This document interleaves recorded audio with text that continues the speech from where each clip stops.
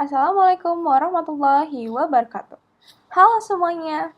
Pernah nggak sih kalian kepikiran bagaimana citra suatu daerah wisata bisa berubah hanya karena perilaku beberapa orang? Nah, di video ini kami akan membahas fenomena yang saat ini cukup ramai dibicarakan, yaitu cancel culture dalam sektor pariwisata, khususnya di Bali, serta dampaknya terhadap UMKM lokal. Perkenalkan, kami dari kelompok 10 mata kuliah Dasar-Dasar Public Relations.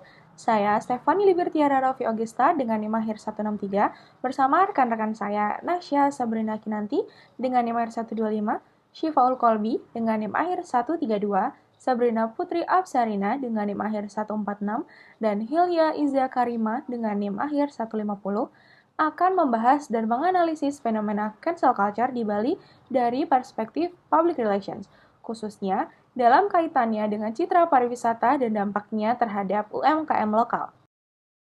Pertama-tama masuk ke dalam latar belakang, yaitu perekonomian di Bali sangat bergantung pada stabilitas pariwisata. Namun, saat ini, keberlangsungan UMKM lokal mulai terancam akibat fenomena cancel culture yang dipicu oleh pelanggaran oleh wisatawan asing. Terjadi penurunan wisata domestik sebesar 5,2% menurut data Badan Pusat Statistik Bali. Penurunan ini tentunya berdampak langsung pada sektor pariwisata. Lebih lanjut, kondisi ini juga berpotensi memberikan dampak yang cukup signifikan terhadap UMKM di Bali. Oleh karena itu, dibutuhkan pendekatan public relation yang strategis dan terencana sebagai fungsi manajemen komunikasi untuk membantu memulihkan citra Bali serta menjaga keberlangsungan ekonomi daerah.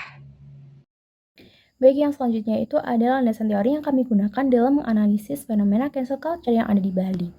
Nah, sebelum masuk ke dalam pembahasan teorinya, di sini kita harus ingat dulu dan kita harus memahami bahwa posisi public relations dalam krisis ini itu memiliki fungsi strategis untuk menjaga hubungan baik antara pengelola wisata yang ada di Bali dan juga publik.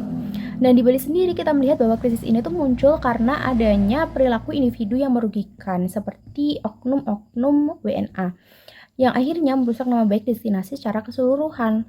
Apalagi dengan adanya cancel culture yang ada di media sosial, sentimen negatif itu menyebar dengan sangat cepat. Dan dampaknya itu sangat nyata bagi ekonomi, terutama bagi UMKM lokal yang mereka tuh bergantung pada arus wisatawan.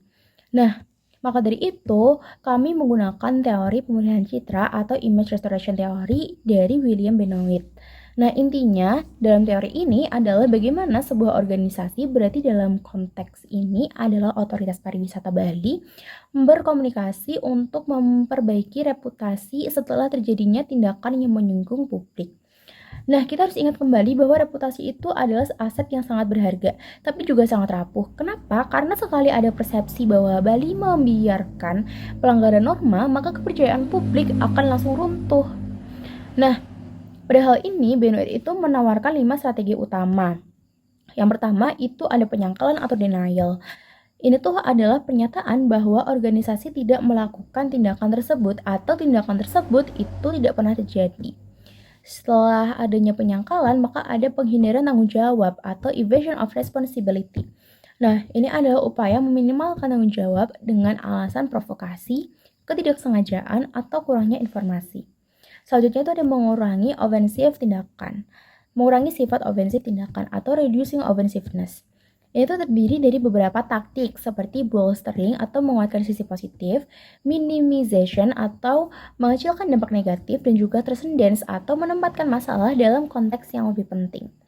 Nah, pada konteks Bali, yang paling penting di sini adalah tindakan korektif atau corrective action. Ini merupakan upaya nyata untuk memperbaiki kerusakan yang terjadi dan menjamin bahwa masalah yang serupa tidak akan terulang lagi di masa depan. Yang terakhir itu adalah permohonan maaf atau mortification. Permohonan maaf ini merupakan pengakuan bersalah secara jujur dan juga permintaan maaf yang tulus kepada publik yang terdampak. Nah, lalu mengapa teori ini tuh sangat relevan untuk permasalahan yang ada di Bali? Karena ada 2 alasan kuat. Yang pertama itu melalui tindakan korektif, Bali bisa memulihkan kepercayaan wisatawan domestik dengan cara menunjukkan penegakan hukum yang tegas kepada WNA-WNA yang melakukan tindakan yang merugikan Bali. Nah, ini adalah sinyal bahwa identitas budaya kita tuh tetap nomor 1. Yang kedua itu melalui strategi bolstering. Jadi rekan-rekan UMKM itu bisa mempromosikan sisi-sisi hangat dari Bali. bisa sisi ramah, sopan santun, dan yang lain sebagainya. Jadi alih-alih ikut tenggelam dalam sisi negatifnya, UMKM tuh justru harus menjadi garda terdepan untuk menunjukkan wajah asli Bali. Dan yang terakhir, kami melengkapinya dengan excellence theory. Excellence theory ini itu dikembangkan oleh James Grunick yang berfokus pada komunikasi dua arah secara simetris.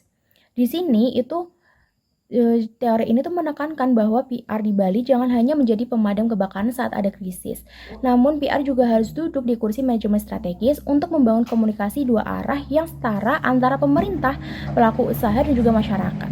Nah, dengan adanya manajemen hubungan yang baik ini, citra Bali tidak akan mudah goyah meskipun diterpa fenomena cancel culture di masa depan.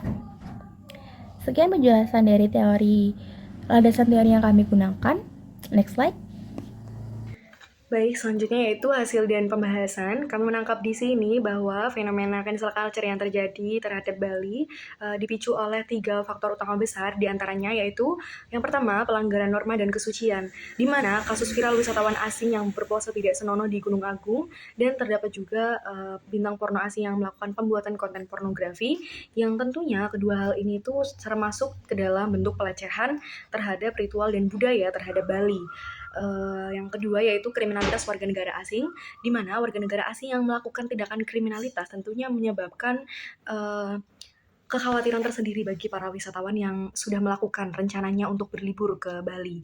Yang ketiga yaitu diskriminasi wisatawan domestik, di mana terdapat pelaporan dari para wisatawan domestik setelah berlibur ke Bali menyatakan kekecewaannya karena terdapat perbedaan perlakuan terhadap wisatawan domestik dan wisatawan asing, yang seolah-olah lebih menspesialkan para wisatawan asing dibanding wisatawan domestik.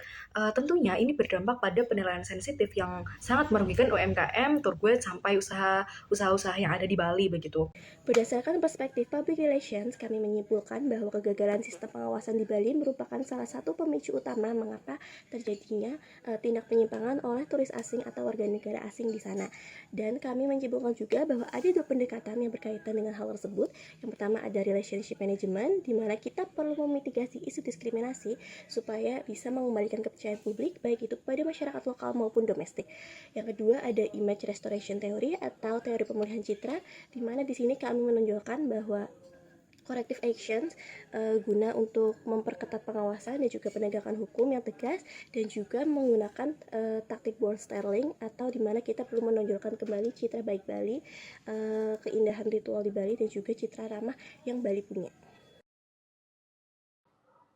Sebagai penutup, dapat disimpulkan bahwa fenomena cancel culture di Bali bukan hanya sekedar isu viral di media sosial, tetapi juga memberikan dampak nyata terhadap citra pariwisata dan keberlangsungan UMKM lokal. Persepsi publik yang terbentuk dengan cepat di era digital menunjukkan pentingnya pengelolaan komunikasi yang strategis dan responsif dalam menghadapi krisis reputasi.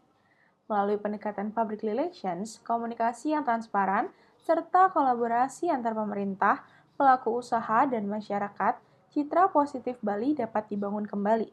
Sehingga Bali tidak hanya dikenal sebagai destinasi wisata yang indah, tetapi juga sebagai daerah yang mampu menjaga nilai budaya dan keberlanjutan ekonominya.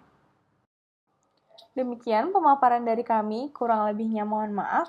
Wassalamualaikum warahmatullahi wabarakatuh.